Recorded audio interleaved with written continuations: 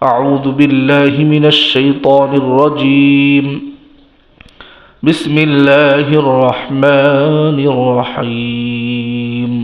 বিশেষ করে আমাদের যাদের বাড়িতে ছোট্ট সন্তান আছে, শিশু সন্তান, ওদের বাংলাদেশের বিভিন্ন বিভাগে দেখা যাচ্ছে হামের মহামারী দেখা দিচ্ছে, সন্তানদের হাম হচ্ছে। তো আসলে আল্লাহ পাক রব্বুল আলামিন তিনি অসুস্থতা দেন, তিনি আবার শেফা দান করেন। আল্লাহ তাআলা মানুষদেরকে অসুস্থতা দেন তাদের গুনাহ মাফ করানোর জন্য। সুবহানাল্লাহ।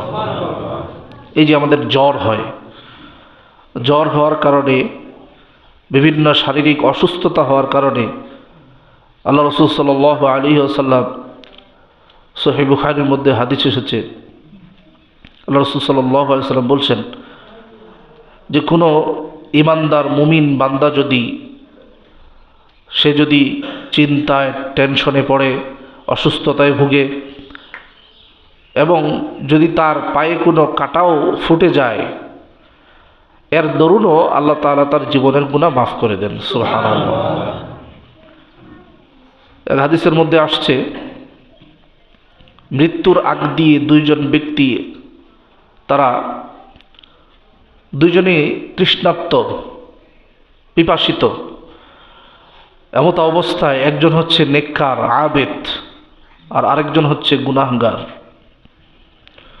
তো আল্লাহ তাআলার কাছে দুইজনেই তারা মৃত্যুর আগ দিয়ে যখন চলে যাবে দুনিয়া থেকে, এমত অবস্থায় দুইজনেই পানি পান করার জন্য ছটপট করতেছে।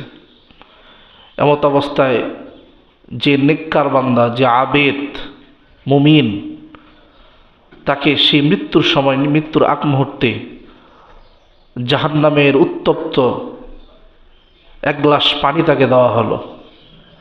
সে সেই পানিটা পান করে সে দুনিয়া থেকে চলে গেল। আর যে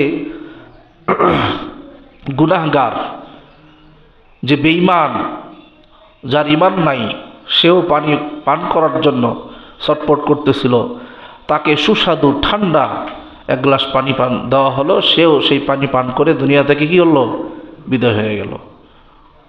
এখন চিন্তার বিষয়, যে লোকটা ঈমানদার, নেককার, মুমিন, তাকেই কেন উত্তপ্ত গরম পানি দেওয়া হলো, কষ্ট দেওয়া হলো মৃত্যুর আগে? আর যে লোকটা গুনাহগার, বেঈমান, যার ঈমান নাই, তাকেই কেন বা মৃত্যুর আগ মুহূর্তে একেবারে ঠান্ডা সুন্দর এক গ্লাস পানি দেওয়া হলো? হাদিসের মধ্যে আসছে যে যেই নেককার ঈমানদার বান্দাকে উত্তপ্ত গরম পানি দেওয়া হয়েছে, সে মৃত্যুর পরে জান্নাতে চলে গেছে। সুবহানাল্লাহ।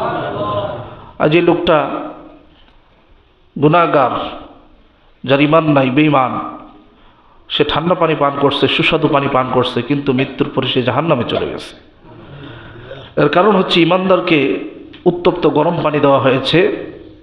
হাদিসের ব্যাখ্যায় আসছে যে দুনিয়াতে তার ছোটোখাটো যে গুনাহগুলো আছে, এই সামান্য কষ্ট দেওয়ার কারণে ওই ছোটোখাটো গুনাহগুলোও তাকে মাফ করে দিয়ে তাকে জান্নাত দেওয়া হয়েছে। সুবহানাল্লাহ। আর যে বেঈমান, যার ঈমান নাই, তাকে দুনিয়াতেই শান্তি, সুখ শান্তি ভোগ করার জন্য তাকে ঠান্ডা পানি দেওয়া হয়েছে, কিন্তু পরকালে তার জন্য কিছু নাই, শূন্য। এই জন্য দুনিয়াতে আল্লাহ পাক রব্বুল আলামিন আমাদেরকে অসুস্থতা দেন, আমাদেরকে অভাব অনটন দেন, আমাদেরকে ক্ষুধা দিয়ে পরীক্ষা করেন, ধন সম্পদের ক্ষতি দিয়ে পরীক্ষা করেন।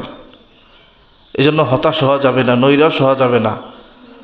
আমরা যেন আল্লাহর উপর থেকে বিশ্বাস, আস্থা যেন হারিয়ে না ফেলি। সব সময় আল্লাহর উপর বিশ্বাস, আস্থা আমাদেরকে রাখতে হবে। এমনও হতে পারে যে দেখা যাবে আপনি যে এলাকায় বাস করতেছেন, আপনার সাথে কারো মিলে না, কেউ আপনাকে পছন্দ করে না, কোনো যায় আসে না। আল্লাহ তাআলা আপনাকে পছন্দ করলো কিনা, আল্লাহ তাআলার কাছে আপনি পছন্দনীয় বান্দা হতে পারলেন কিনা, এটাই হচ্ছে মুখ্য বিষয়। এই জন্য সম্মানিত উপস্থিতি, আমরা অসুস্থ হলেও, অসুস্থতায় থাকলেও চিন্তার, টেনশনের কোনো কিছু নাই। কারণ অসুস্থতায় পড়লে গুনাহ মাফ করবেন কে? আল্লাহ। সেই সাথে আমাদের সন্তানদের যে হামের মহামারী, এটা থেকে বাঁচতে আল্লাহ রাসূল সাল্লাল্লাহু আলাইহি ওয়াসাল্লামের সেখানে একটি দোয়া রয়েছে।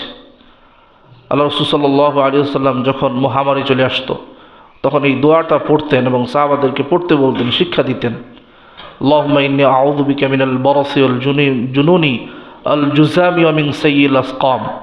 যে দোয়াটা করোনা মহামারীর সময় আমরা সবাই মুখস্থ করছি, করি নাই? করছি। এই দোয়াটা আমাদের সন্তানদেরকে আমরা শোনাবো, তাদের কাছে পড়ব, তাদেরকে বলানোর চেষ্টা করব। সেই সাথে আমাদেরও নিজেদের যখন আমরা অসুস্থতায় পড়ব, একটা মানুষ যখন অসুস্থ হয়, যখন অসুস্থতায় ভুগে, এই অসুস্থতার সময় যখন কোনো মানুষ আল্লাহ তাআলার কাছে দোয়া করে, আল্লাহ তাআলা তার দোয়া কবুল করে নেয়। সুবহানাল্লাহ। এটা একটা সুন্দর একটা সুযোগ আমাদের জন্য। যখন অসুস্থ হব তখন আল্লাহ তাআলার কাছে দোয়া করব, এই সময় আল্লাহ তাআলা দোয়া কবুল করে নেয়।